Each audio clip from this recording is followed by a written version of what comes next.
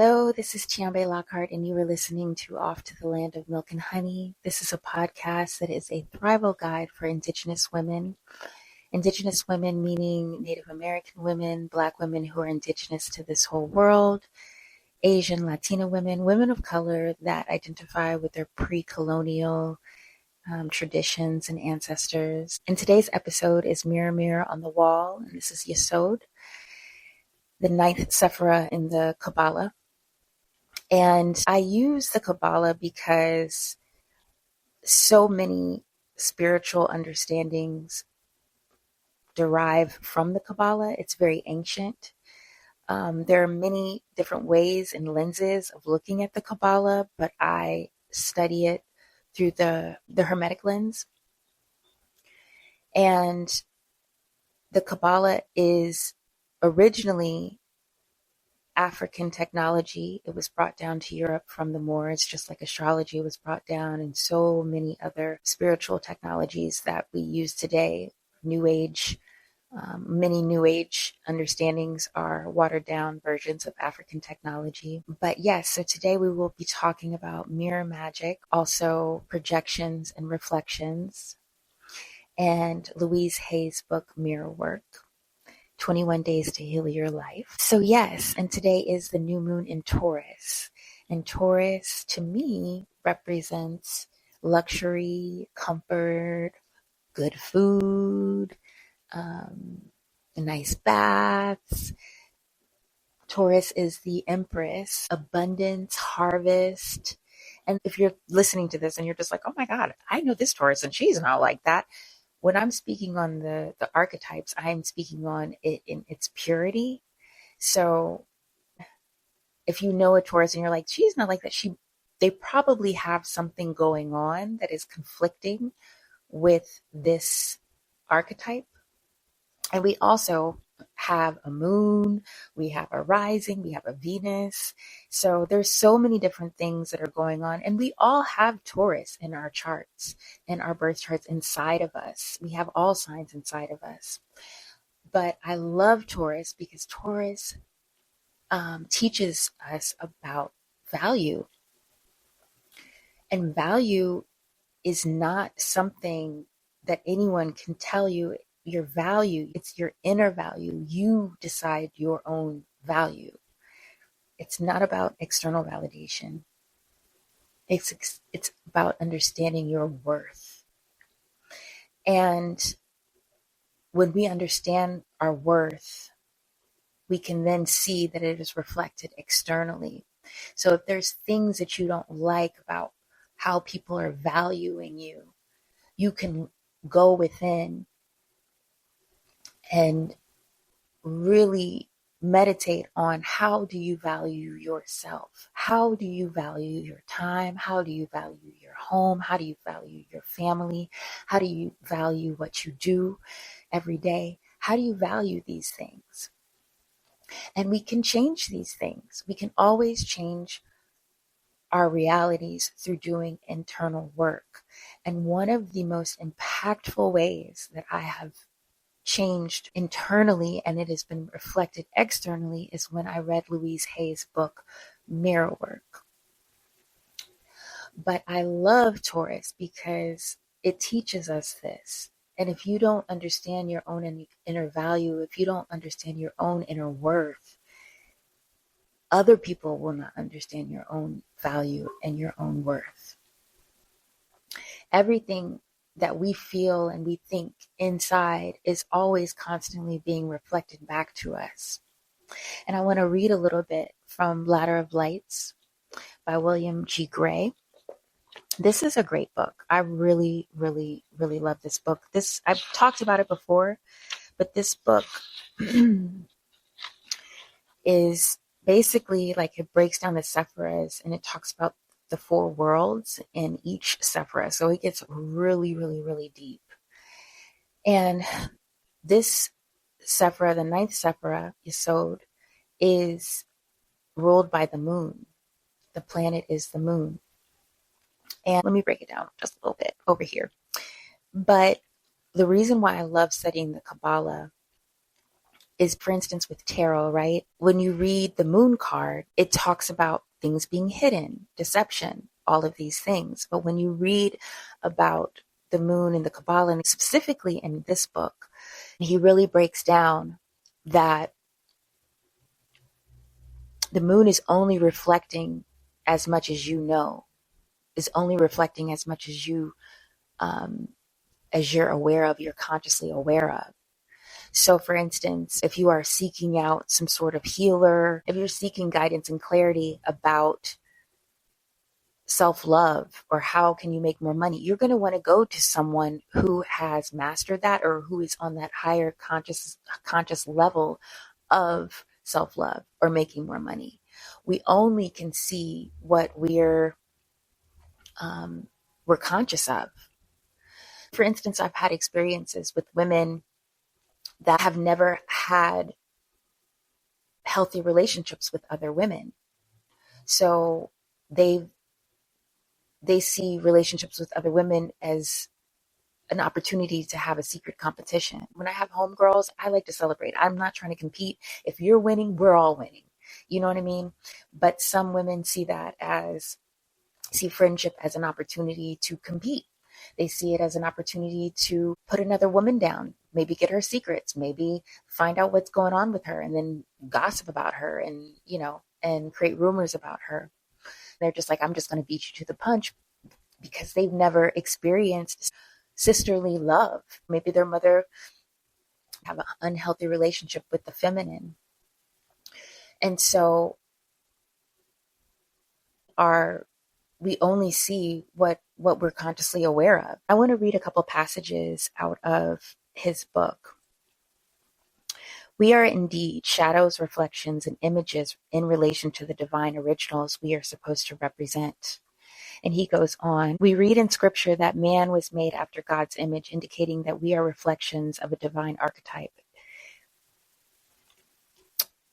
If we follow the light beam down the middle pillar of the tree, we shall see that Ein Sof Or, light of the absolute, that's at the top of the tree of life, condenses to one light of being at Kether, that's number 1, projects to the light of knowing, Dath, at Tempera, which shines as the reflected light of life at Yesod, to the final stages of matter at Malkuth.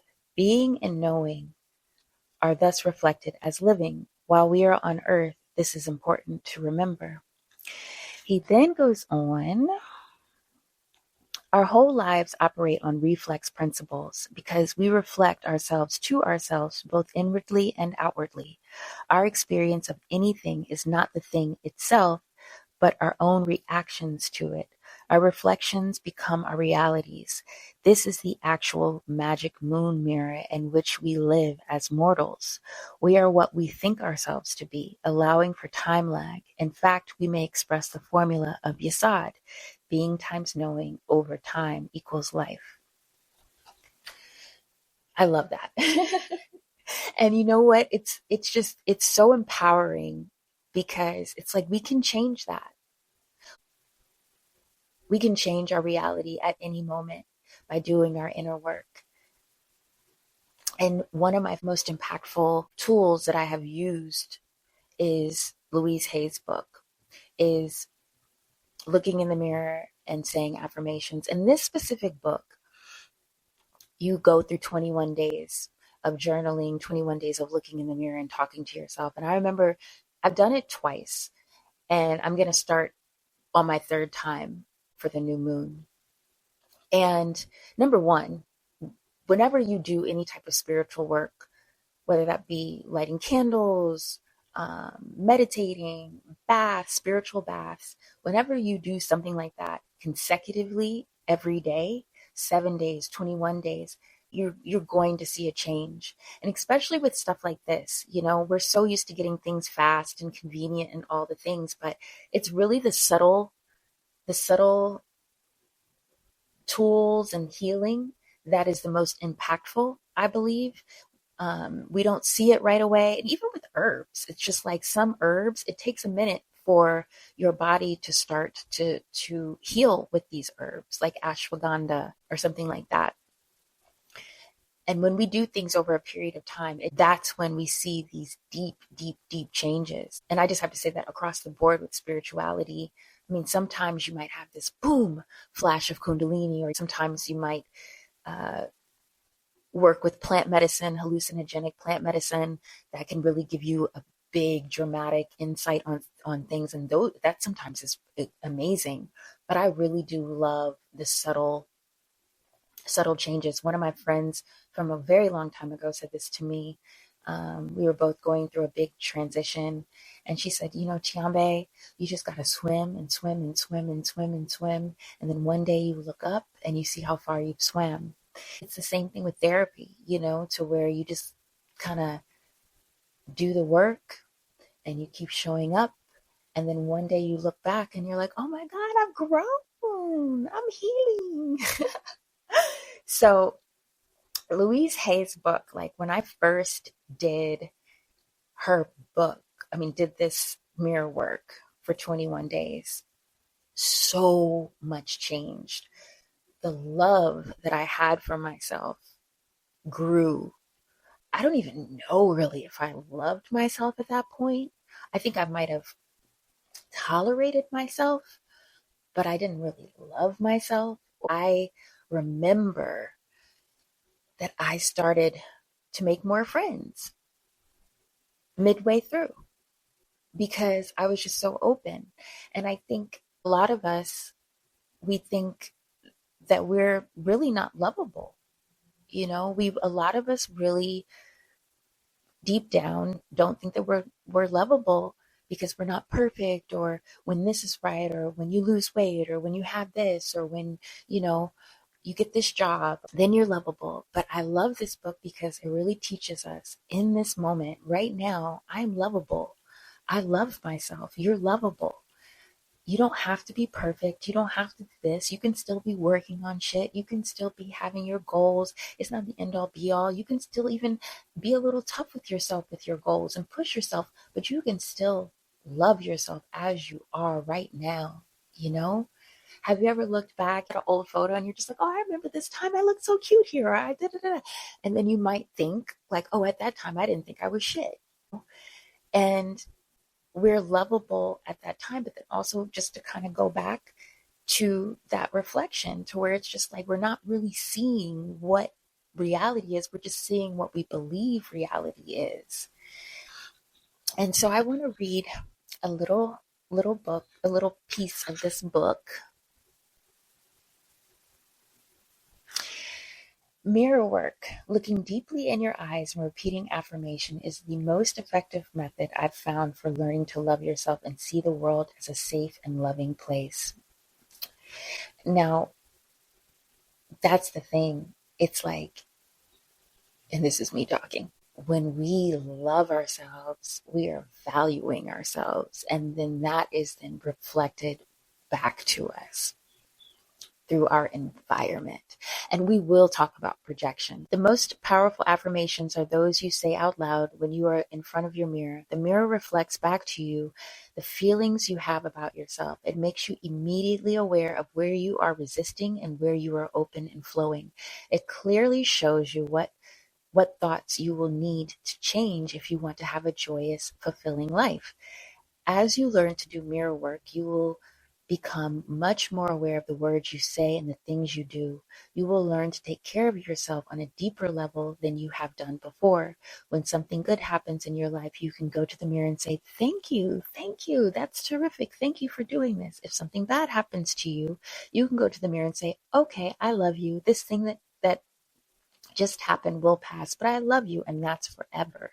So, like, some of this shit might sound corny as fuck, but like, it's true. And she even goes deeper into this, where she says that some people really have a hard time looking at themselves in the mirror and saying, I love you. And that's what she's talking about when she's saying you can see where energy is blocked, because some people just really can't look in the mirror and tell themselves that they love you. And then it's just like, well, how are you really going to love somebody else if you don't love yourself? How are you going to expect someone to love you if you don't love you, if you don't like you, if you don't like yourself as is right now, and just be like, fuck it, this is what I got. I'm going to use what I got. What did Mariah Carey say? So that's why I think that this is so important to do this type of work, because then you are able to love others and you are able to love yourself. I mean, you are able to love others and allow love to flow to you. But if you can't allow for yourself, your own love to flow to you and through you, then how are you going to allow for someone else to love you properly, authentically? And I'm not even just talking about like romantic or anything like that. I'm just talking about just like in life in general, just family or friends. Many of us just really have these blockages when it comes to showing our authentic selves and being truly who we are with all of our weird shit going on, because we all got weird shit going on, and with all of our I won't say perfect, but with all of the things, that we're proud of that we all have both and in between and everything like that. But I think when you do this work, you learn to love yourself, all of you, and I don't think that it ever really stops. It's like we continue to learn, and as we raise consciousness, we see more, where more is available. We see more solutions. We raise our consciousness, and as we raise the consciousness, new level, new devil. But I think when we're able to be in our own skin and we're able to love ourselves as we are and be still with ourselves is so magical. And I really, really, really encourage you guys with this new moon, which new moons just in general is great for planting seeds. It's great for clearing out the weeds as well, things that you don't need so you can plant the seeds. And I really encourage everyone, if it interests you, to start doing mirror work, especially Louise Hay's book, if you could get your hands on it. If you can't, just standing in the mirror and telling yourself that you love yourself is very, very powerful. I remember when I was pregnant and I started telling myself my body was made to give birth to this human being that is inside of me.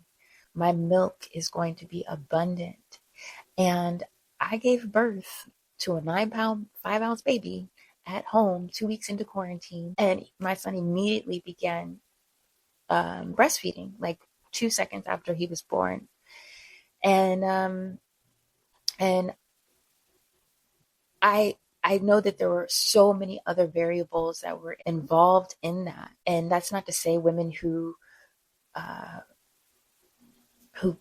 can't breastfeed are less mothers, or women who have their babies in hospitals are less. The babies come how they're supposed to come.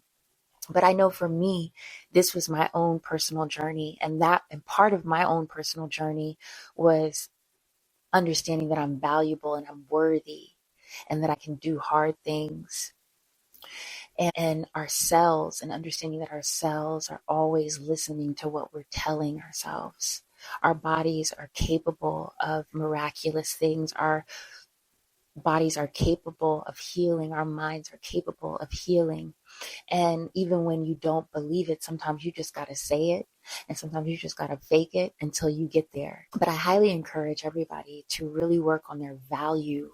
And, you can also get into the Taurus mode and make yourself some yummy food. I'm about to cook tonight. I'm going to take a good bath. I'm going to start my mirror work. It's a great time for really cleaning your home, mopping the floors, make a floor wash, with some herbs.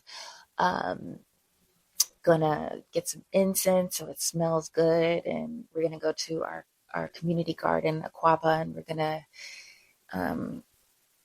harvest some plants and some herbs and some collard greens and, all of those things that are Taurus vibes. Whenever we have these new moons or full moons, it's really great to hop on that energy. We collectively are feeling and are in that frequency of that energy. And so I also just want to talk about a little bit projections as well.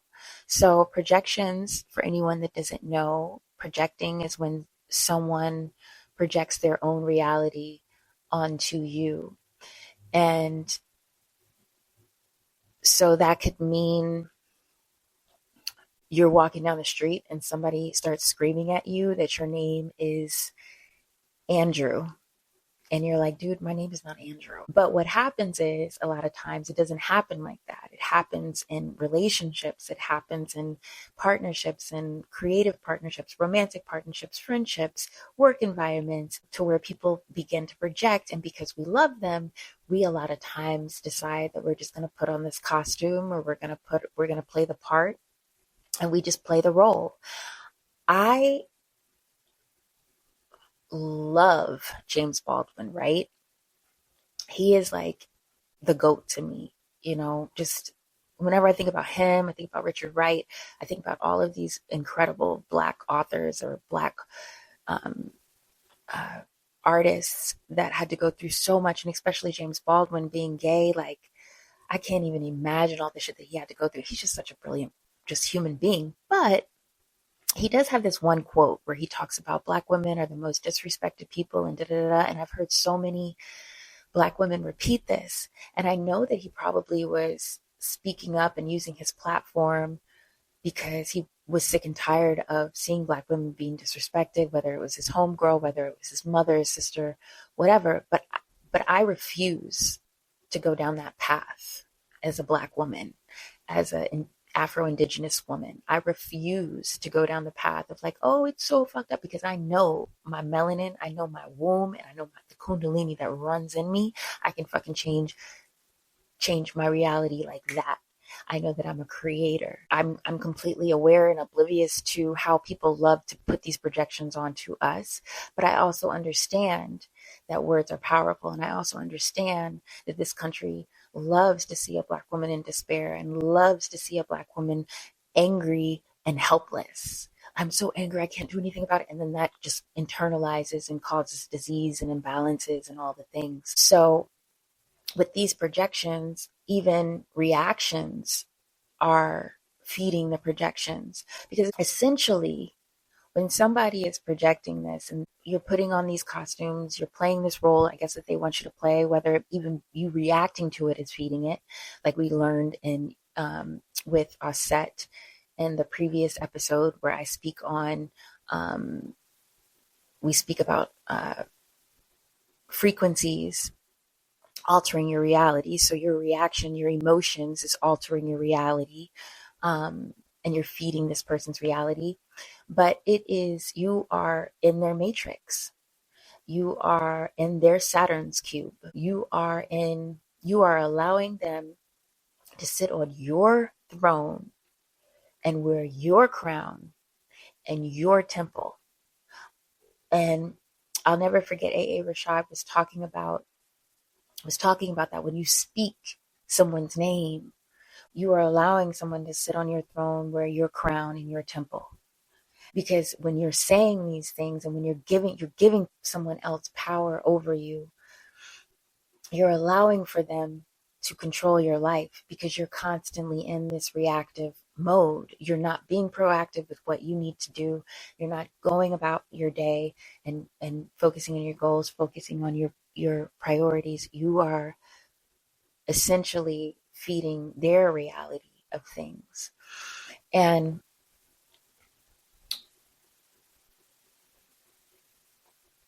there's so much that we can change in our external reality by doing our internal work. So that is it for today. It was a little short, and I just thank you all for listening. And I try my best to do this weekly. I will definitely be more consistent and weekly next month for sure. But I am trying my best to do it at least every other week. And then we're gonna skip over to Sebek and Hod and do the 8th Sephra and the 8th sphere on the Kemetic Tree of Life. And I'm really excited about that. And that's so interesting because I think we're gonna start it in Gemini season. So that's really cool. And that's all about communication and words. And we're going to talk about symbolism and all the things. So Yes, thank you so much. I really hope that this is supporting you all and helping you all in life. And have a beautiful, wonderful Taurus new moon. And even if you listen to this after, you can work on your Taurus house, because we all have a Taurus house in our birth chart. So you can work on your Taurus house, or use this and apply it on when the moon is in Taurus. Okay, take care. Thank you. Bye.